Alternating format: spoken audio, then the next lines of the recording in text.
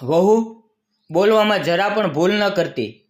તને આ ઘરની વહુ બનાવવા માટે અમે તને ખરીદીને લાવ્યા છીએ. અમે તારા માયકા વાવાઓને સારી એવી કિંમત ચૂકવી છે. હવે અમે જે કહીશું તે જ તારે કરવું પડશે. અને જો તું તારી પોતાની જીભ ચલાવીશ તો? મિત્રો, સાસુ જાનકીબેનના વિચારો સાંભળીને વહુ માધવીના કાન સૂના થઈ ગયા. તે વિચારવા લાગી કે તેને ક્યારે ખરીદીને લાવવામાં આવી અને એવી કઈ કિંમત તેના માયકાવાઓને આપી દીધી જે તેની સાસુ ગર્વથી ગણીને કહી રહી છે. તેણે પાછળ ફરીને પોતાના પતિ મનીષ તરફ જોયું, પરંતુ મનીષ તો પોતાના મોબાઈલમાં નજર માંડીને શાંતિથી બેઠો હતો. હજી પણ જાનકીબેન શબ્દ વર્ચા ચાલુ જ હતી.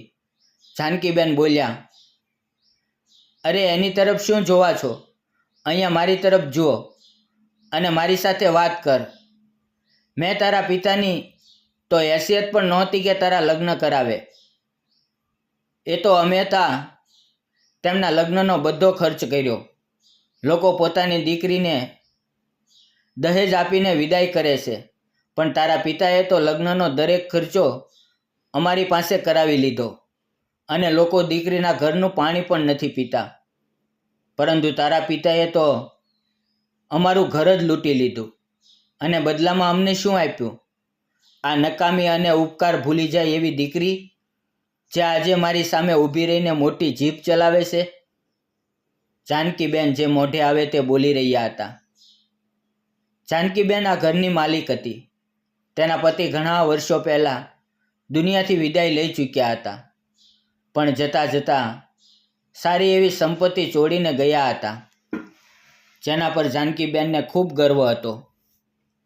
અને તેને એકમાત્ર પુત્ર હતો મનીષ. અને મનીષ ન તો અભ્યાસમાં રસ હતો, ન કોઈ કામ ધંધામાં.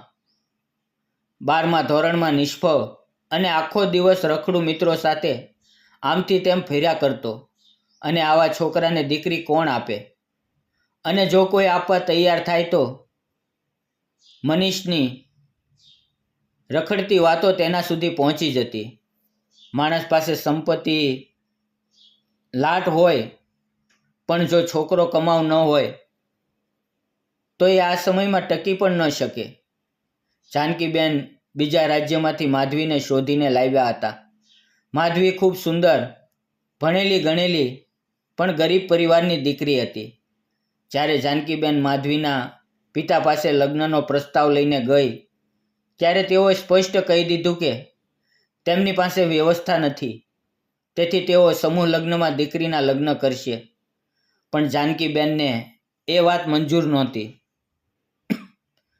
એક તો સમૂહ લગ્ન એના સ્તર પ્રમાણે ઊંચા નહોતા, અને બીજું તેના પરિવારના મોટા લોકો હાજર હશે એટલે તેનું સત્ય ખુલ્લું પડી જાય તો લગ્ન પણ તૂટી જાય.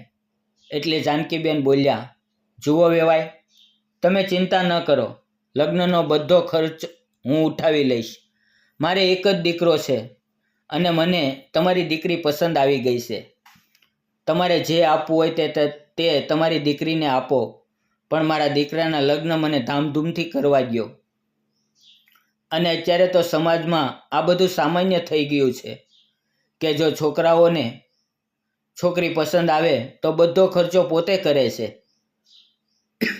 થોડો વિચાર કરીને માધવીના પિતાએ આ પાડી.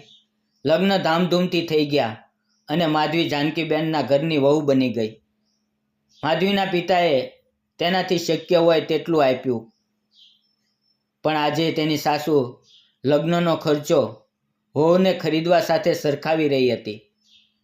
તેને લાગતું હતું કે માધવીને લઈને આવ્યા એટલે તે તેની વાત માથું ઝુકાવીને માને, અને માધવી એમ કરતી પણ હતી. પરંતુ આજે નાની એવી વાત પર જાનકીબેન આટલું બધું કહીને બેસી ગયા. સવારમાં જાનકીબેન પૂજા કરતા હતા અને એની તૈયારી માધવી કરતી. માધવી એ કરવા જતી હતી ત્યારે તેના પિતાનો ફોન આવ્યો. તેના પિતા સાથે માત્ર 1 મિનિટ વાત થઈ. ત્યાં જાનકીબેન ગુસ્સામાં આવીને બોલ્યા, વહુ, હવે શું એ લોકો સાથે વાત કર્યા કરે છે? છોડ એ લોકોને અને અહીંયા સસુરાલમાં મન લગાડ. હવે તારી ફરજ અમારા માટે છે. તને ખબર છે ને, મને સવારની પૂંજાની આદત છે. માધવી બોલી, મમ્મીજી, તમે શું વાત કરો છો? એ મારા પિતા છે. હું તેમને કેવી રીતે છોડી શકું? એણે તો ફક્ત હાલચાલ જાણવા માટે ફોન કર્યો છે. તેની સિવાય કોઈ વાત પણ નથી કરી અને વધુમાં 1-2 મિનિટ જ વાત કરે છે. વહુનો આવો જવાબ જાનકીબેનને ચોટ કરી ગયો. તે બોલ્યા, અમે તને ખરીદીને લાવ્યા છીએ. ત્યારે માધવીએ પલટીને જવાબ આપ્યો, માફ કરજો મમ્મી, તમે મને ખરીદીને નથી લેવા. તમે તમારા દીકરાની સાથે મારા લગ્ન કરાવીને મને વહુ બનાવી છે. અમે તો સમૂહ લગ્ન કરવા તૈયાર હતા, કારણ કે અમે અમારી પરિસ્થિતિ સારી રીતે જાણતા હતા અને તમે તમારી ઇજ્જત માટે ખર્ચો કર્યો હતો અને હવે તેનું નામ બીજું આપી રહ્યા છો. ત્યારે તેની સાસુ જાનકીબેન ગુસ્સે થઈ ગઈ. જો ગરીબ ઘરની છોકરીને સારું ખાવા પીવાનું મળ્યું તો માથા પર ચડી ગઈ. મેં તને સુખી જિંદગી આપી, નહીંતર અત્યારે ગરીબ ઘરમાં પડી હોત. ત્યારે માધવી શાંતિથી બોલી, મને વહુ બનાવીને તમે કોઈ મોટો ઉપકાર નથી કર્યો. તમને સારી રીતે ખબર છે કે હું કેમ તમારી વહુ બની. તમે તમારા દીકરાની ખામીઓ છુપાવવા માટે મને પસંદ કરી, નહીંતર તમને તમારા છોકરા માટે કન્યા મળતી જ નહોતી. જાનકીબેન મનીષ તરફ જોઈને બોલ્યા, જો તારા કારણે મારે શું સાંભળવું પડી રહ્યું છે. તે જો ભણવામાં ધ્યાન આપ્યું હોત અને કામ ધંધો કર્યો હોત તો આવી વહુ આપણા ભાગ્યમાં આવી જ નહીં. ત્યારે મનીષ બોલ્યો, મમ્મી, તમારી ભૂલ મારી ઉપર ન નાખો. તમે જ ખોટું બોલીને આ લગ્ન કરાવ્યા. એને ખબર પડી છતાં એ ચૂપ રહી અને તમે જો એને આવી વાતો બોલશો તો એ જવાબ તો આપશે જ ને. જો તમે સન્માન આપશો તો સન્માન મળશે. હું પહેલાં કમાતો નહોતો, પણ હવે કામ કરીને કમાઈ રહ્યો છું. તમે તમારી ઇજ્જત માટે પૈસા ખર્ચ્યા.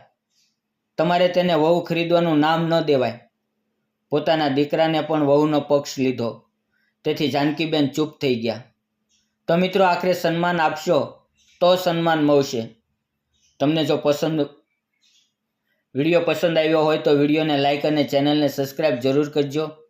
ફરી મળશું આવતીકાલે એક નવી વાર્તાની અંદર. ત્યાં સુધી આવજો અને વિડીયો પૂરો જોવા બદલ આપ સૌ મિત્રોનો દિલથી ખૂબ ખૂબ ધન્યવાદ.